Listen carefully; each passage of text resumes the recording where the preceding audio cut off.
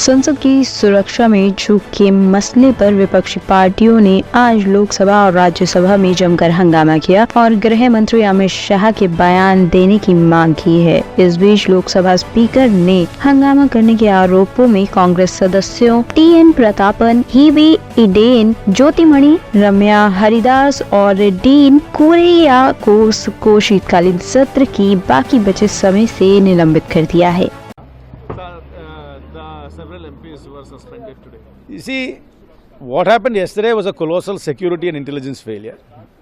We want the government to come and take and inform the House on what happened yesterday and what are the steps they are taking. The government is adamant in not coming. Either the Prime Minister or the Home Minister should actually make a statement, and the government is totally adamant in not making a statement. So we are demanding that. When MPs demand that, of course we protest. Just because we demanded and protest, in order to stifle our voice, about 15 odd MPs have been suspended for the remaining of the session. But there is a comedy of errors even in that. They have suspended Mr. S.R. Parthiban of the DMK, who is not even present in the House today. So this is just an ham-handed, random manner in which they have suspended people, which has no meaning at all, instead of addressing the bigger issue, which is the security and intelligence failure of yesterday. So this is very disappointing, and we are registering our protest in every possible manner we can. Still your demand is to open tomorrow the parliament? We want either the Prime Minister or the Home Minister to come to the House, give a categorical statement about the events which happened yesterday and the remedial steps and the steps they are going to take for the future. I think that's only fair. This is the security of the Parliament. The Parliament belongs to the people of India. So this concerns the security of India. So it is only fair that the Prime Minister or Home Minister come and make a categorical statement. Suspend हुए हैं वो तो सरकार की अपनी नाकामी को छिपाने के लिए विपक्ष को भयक्रांत करना चाहते हैं, विपक्ष में भय पैदा करना चाहते हैं। भय पैदा करने से शासन नहीं होता है।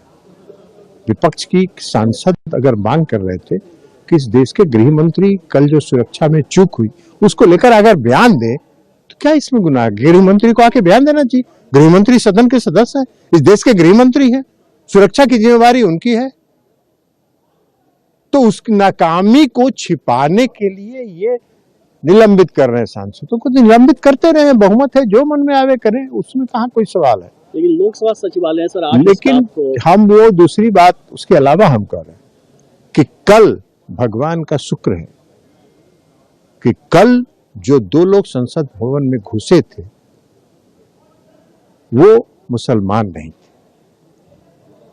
अगर भूल से भी वो अगर मुसलमान होते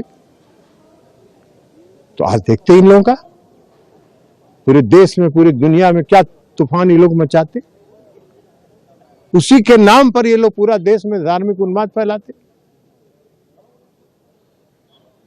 और अगर किसी कांग्रेस की पार्टी के सांसद ने अगर अनुशंसा किया होता तब देखते क्या होता इन लोगों का रवैया। तो ये इन लोगों का काम करने का तरीका है। तो ये सस्पेंड करते रहे, किसको भयक्रांत करेंगे? विपक्ष की आवाज को भय के बल पर दबाया नहीं जा सकता। ब्यूरो रिपोर्ट, टीम उत्तम भारत न्यूज।